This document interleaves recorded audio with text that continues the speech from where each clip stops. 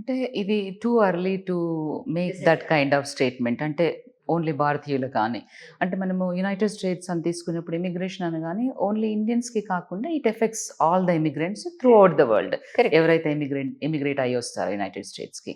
So, అంటే భారతీయులకి స్పెసిఫిక్‌గా అని ఏమీ ఉండదు. అంటే ఆ కాన్స్టిట్యూషన్‌లో ఒకసారి ఇమిగ్రేషన్ రూల్స్ ఇలా తీసుకుంటున్నాము అంటే that effects all the countries. Correct. ఎందుకంటే అక్కడ ఉన్నది మన భారతీయులు ఒక్కళ్ళే కాదు కదా, దేశ విదేశాల నుంచి ఎంతో మంది అక్కడ మైగ్రేట్ అయి ఉన్నారు. నమస్కారం. నేను మీ డాక్టర్ చిన్నమై లంజిరెడ్డిని. గ్రాడ్యుయేట్స్ సమస్యల పరిష్కారానికి మీ గొంతుకనే వస్తున్నాను. మీ మద్దతు నాకు అందించి నా అభ్యర్థిత్వాన్ని బలపరిచి మొదటి ప్రాధాన్యత ఓటు వేసి గెలిపించాలని ప్రార్థిస్తున్నాను. భారత్ మాతాకి జై. రైట్. సో, అలా చూసినప్పుడు ఏంటి అని అంటే మనకి అంటే ఆల్మోస్ట్ ఒక 2 వీక్స్ అయినట్టుంది. So, it's too early to talk. అంటే ఎట్లా అవి ఇంప్లిమెంట్ చేయబడతాయి, అంటే భారతీయులకి స్పెసిఫిక్గా ఇండియన్స్కి ఏమన్నా హామ్ జరుగుతుందా వీటి వల్ల అన్నప్పుడు మనం వెయిట్ చేసి చూడాలి. బట్ కొన్ని విషయాలు చూస్తే మనకి అంటే ఆయన రాగానే అంటే ప్రీవియస్ గవర్నమెంట్ ఫస్ట్ టర్మ్ ట్రంప్లో చాలా ఎగ్జిక్యూటివ్ ఆర్డర్స్ చేశారు. తర్వాత నెక్స్ట్ డెమోక్రాట్స్ ఆ గవర్నమెంట్ రాగానే కొన్ని అండూ చేసేసారు. మళ్ళీ వీళ్ళు రాగానే మళ్ళీ అండూ. అంటే ఇలా ఒక గవర్నమెంట్ చేసింది ఇంకొక గవర్నమెంట్ అండూ చేస్తూ ఉంటే ప్రోగ్రెస్ ఎలా ఉంటుంది? అండ్ అంటే best interest of the people, best interest of the United States citizens దృష్టిలో పెట్టుకొని అలాంటి డెసిషన్స్ తీసుకుంటూ ఉంటారు most of the time. And then immigration అనగానే మనం చాలా మటుకు ఓన్లీ ఎలక్షన్స్ అప్పుడే వింటున్నాం ఈ మధ్యలో. సో, అంటే ఓన్లీ ఎలక్షన్ క్యాంపెయిన్ అప్పుడు ఇలా. సో, అండ్ ట్రంప్ సెకండ్ టర్మ్లో చూసుకుంటే మోస్ట్ ఆఫ్ ఇట్ అంటే ఫస్ట్ డేనే నేను ఇలా చేసేస్తాను executive orders related to immigration అని అన్నారు. చేశారు కూడా, అది సిగ్నేచర్ చేశారు. ఇల్లీగల్ ఏలియన్స్ని అంటే వెన్ దే సే ఇల్లీగల్ ఏలియన్స్ని ఎవరైతే అనాథరైజ్డ్గా అంటే రకరకాలుగా వస్తూ ఉంటారు. అంటే ఒక ప్రాసెస్ పరంగా వ్యాలిడ్ స్టేటస్లో వీసా మీద వచ్చి అది ఎక్స్పైర్ అయ్యాక అక్కడే ఉండిపోవడం అంటే అనాథరైజ్ స్టే అయిపోతుంది, ఇల్లీగల్గా ఉండడం.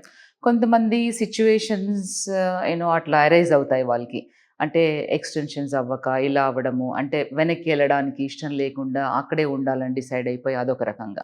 అన్డాక్యుమెంటెడ్గా వస్తారు కొంతమంది పేరెంట్స్ అన్డాక్యుమెంటెడ్గా వచ్చినప్పుడు పిల్లలు చిన్నప్పుడే అన్డాక్యుమెంటెడ్గా తీసుకురాబడతారు.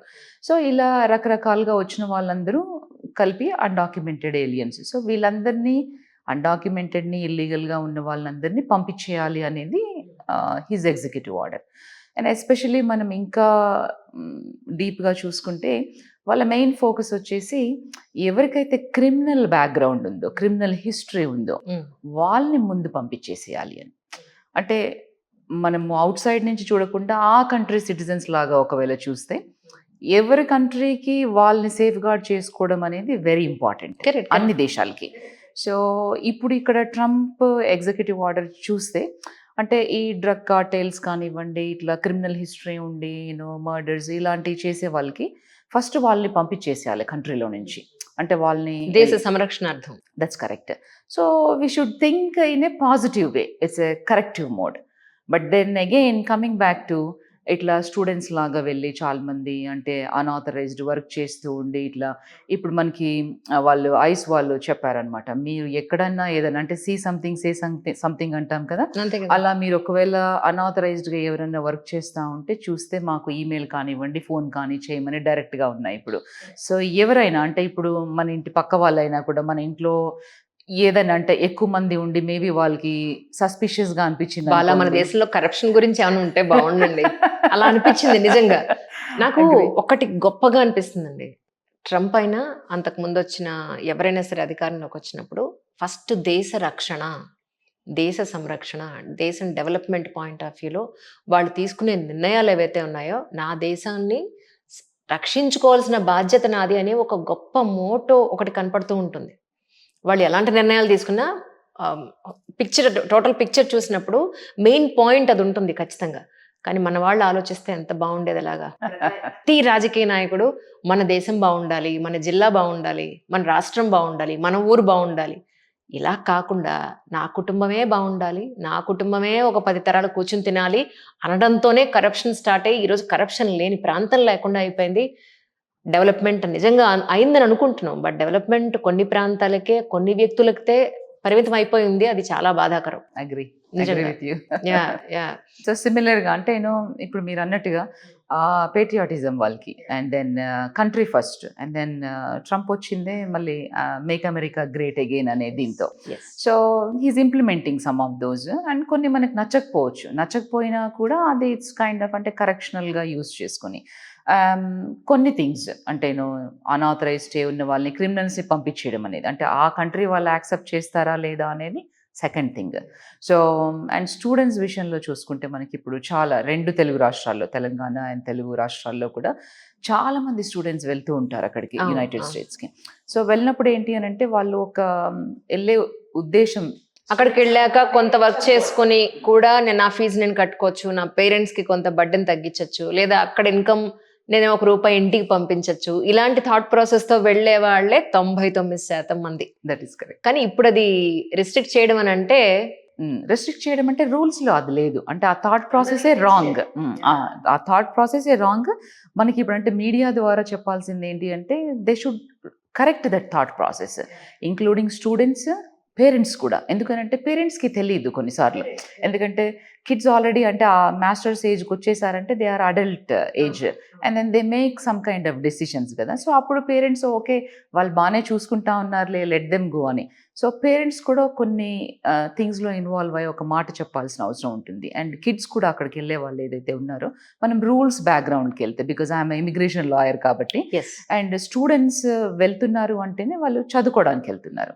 చదువుకోవడం అనగానే మనం రూల్ బేస్డ్ చూసుకుంటే F1లో ఏంటి అని అంటే యుఎస్ కాన్సులేట్కి వెళ్ళి మీరు ఆఫీసర్ ముందు అపియర్ అయినప్పుడు ఏం చెప్తారు, నేను ఫలానా కోర్స్ చేయాలనుకుంటా ఉన్నాను, అండ్ దెన్ నాకు ఫైనాన్షియల్ సపోర్ట్గా, అంటే మీకు ఈచ్ కోర్స్ వర్క్కి ఈచ్ యూనివర్సిటీలో ఒక్కొక్క రకమైన ఫీజు ఉంటుంది.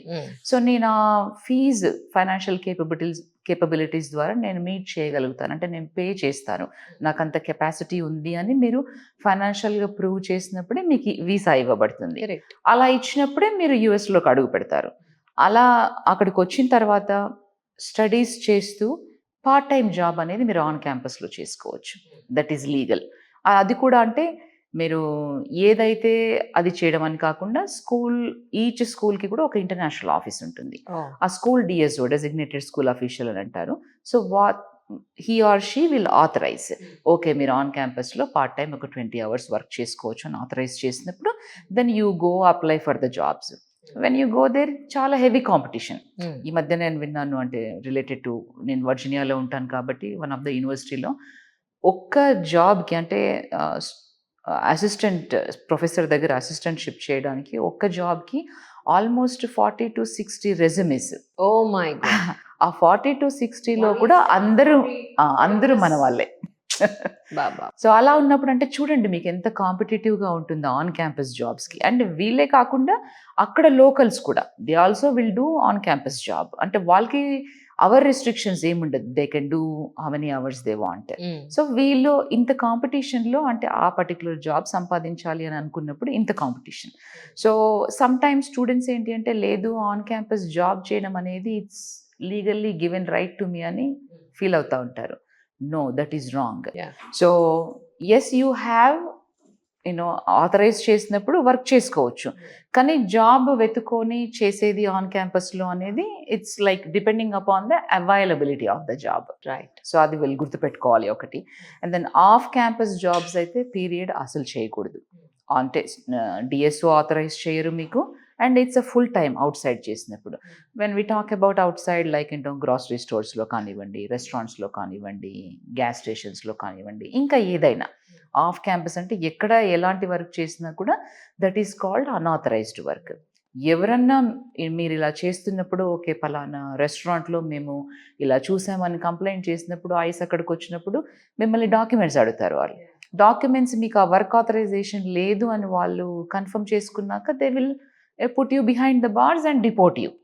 సో మీరు అక్కడికి ఏ ఉద్దేశంతో వెళ్ళారు, చదువుకోవాలని, అంటే ఆల్రెడీ ఒక 4 years of bachelors degree complete చేసి ఉంటారు, ఇంకా అనదర్ 2 years ఆఫ్ మాస్టర్స్ అని అంటే you had a good opportunity. ఇక్కడ 4 years అయిపోయిన తర్వాత మీకు జాబ్ చేసుకునే అంత ఆపర్చునిటీ ఉంటుంది మీరు ఉండే కంట్రీలో, కానీ ఇంకా పై చదువుల కోసము యునైటెడ్ స్టేట్స్ వెళ్ళినప్పుడు ఇలా థింక్ చేసి just because of simple silly things వల్ల మీ గోల్ని మీరు రీచ్ అవ్వలేకపోతా ఉన్నారు. సో దాన్ని చాలా సీరియస్గా ఆలోచించాలి స్టూడెంట్స్. అఫ్ కోర్స్ అంటే మిడిల్ క్లాస్ ఫ్యామిలీస్ నుంచి వెళ్ళినప్పుడు యూనో మీకు ఉంటాయి, లోన్స్ ఉంటాయి, స్టూడెంట్స్ లోన్స్ ఇవన్నీ.